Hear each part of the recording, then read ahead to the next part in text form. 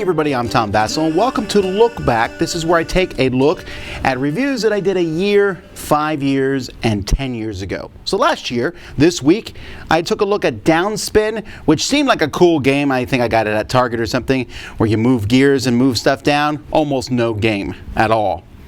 Discover Lands Unknown. This sounded really awesome. This was built on the Keyforge philosophy, where every game of Discover Lands Unknown is a unique game, where you're going off on a map and discovering things and finding stuff out. Unfortunately, the game's very generic, fairly boring, and because of the unique system, there was no cohesive story. It just kind of a miss for me. Hedgehog Hustle, a little game about hedgehogs and stuff like that, just wasn't very interesting. The River. This is from Days of Wonder. Now, it's a worker placement game, but it was so generic, not just the name, The River, but the gameplay itself, placing workers as you build down the river. Z liked it more than I did. I found it merely to be okay at best. Monopoly Gamer, Mario Kart. This is not like Monopoly at all, so it's better than you might think as you race cars around. It's for kids mostly. It has a nice little Mario Kart feeling, and the racers are great, even though I took them all out of the game and stuck them in Downforce instead. But the game is okay. Nyctophobia. This one I dropped a bit. Nyctophobia is a fantastic idea, and the story behind it being made for someone who was visually impaired. I mean, and the game is all about one person is a bad guy and guiding other people, but at the end of the day, the game really depends on it not being so much as a game as an experience. It's kind of an interesting thing to do once. I don't know that I'm ever interested in going back and doing it again. Gingerbread House, really light tile placement game from Phil Walker Harding. I love the theme, and I think it's a fun, terrific little game for families. Catch the Moon. This one has gone up for me. This is just a stacking ladder game. I don't know what it is that brings this game to the table over and over again, except for I think it basically looks like a work of art. When you see all these ladders stacked on each other, you're like, yeah, that's cool. There's a lot of stacking games. This one is simply just stacking ladders, but it works well. Azul, Stained Glass of Sintra. This one I enjoyed when I played it, but as the years gone by, I've played it more often, various times, and I find that I like it more and more, and I like it better than the original Azul. A lot of fun. Keyforge. So this was a unique game that did work. This one is still going strong. They've sold over 1 million of these decks. Every deck is completely different. It's definitely a go in there and just play and see what happens. I don't put a whole lot of effort into the thinking of what decks are the most powerful. Just give me a deck and I'll play with it. Combo Fighter. This is Street Fighter, the card game done right. It's not the Street Fighter universe. It's its own made-up universe, but it's about playing cards against another person fighting back and forth, but it's really fast and really fun, and I think that helps make this game stand out. Wildlands, The Unquiet Dead. This is another faction. You can play this in Wildlands, which was a fantastic game from Martin Wallace, as its own faction, or you can play it as an extra scenario where when people die, they come back as the undead. It's a good, I like the faction, and I like that you can use it as kind of a neutral player in the game. Both ways work really well.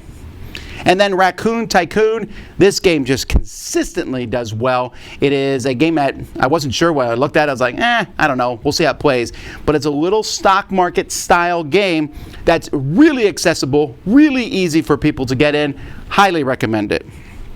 All right, 5 years ago, I took a look at Lords and Ladies. This is a small game from Eagle Griffin in that line. It should be called Boring and Boring, because it is just not that interesting at all. Dreaming Spires sounded like a fascinating game about different historians, different people from history and stuff, but at the end of the day, it just felt like a clumsy game overall. Rune Wars. Now, this is not the Rune Wars miniature game. This was the big remake of the board game. And I kind of went into this. I never played the original, and I was like, ooh, let's see what this one's like. And it just was kind of boring to me. The heroes didn't feel very heroic. It didn't feel like a big sweeping epic. It looks pretty, but that was about the extent I had for it. Mars Attack dice game. Silly little fun game, flicking dice. Blurble. It's a word game where you're saying different words. It's okay party game. Boxes. The most notable thing about Boxes is when I got this at Essen, the fair that I just came back from now, we're giving out a free gavel if you bought the game. And that gavel has morphed into today's Dice Tower Judgment. So that's kind of cool. The game itself was a nice one about the containers. A very good little game. Argent, Masters of the Universe. Me giving this a 7 is kind of surprising because it looks like the kind of game I would give a 9 to. I love the style game. But the thing about Argent is it's a worker placement game. There's a lot of really cool aspects, and there's like a chameleon things to do in it. So much to do. I felt like it was too big, too grandiose. Panamax, a game about moving ships through the Panama Canal, a very deep, involved game. Not a game that I would want to play all the time, but a lot of strategy as you try to figure out how to move your ships through the canal and score points. Heavy Euro gamers will really like it. Wacky Wit. This one has dropped a little bit for me. First, when I saw it, hey, Pac-Man the board game. It's a really nifty device, but it's a big, super expensive game. I dropped it slightly because it's after 5 years. Some of the things stopped working on it. Like some of the mechanical little pips fell down.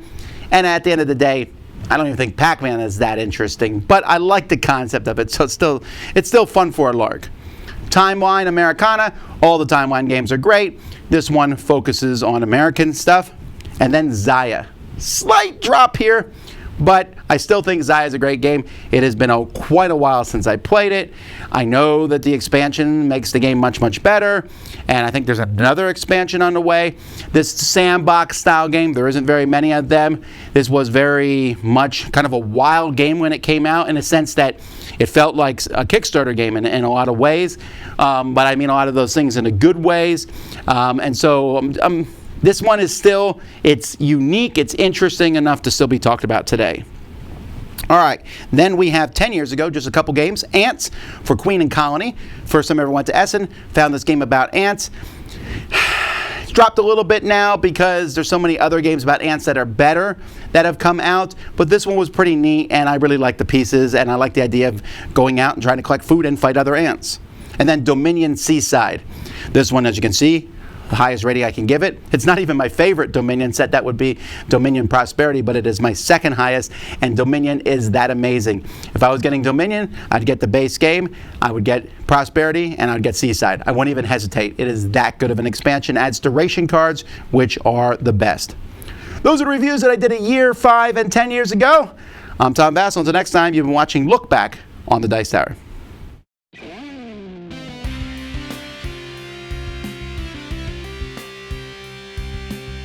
Thanks so much for watching another Dice Tower video.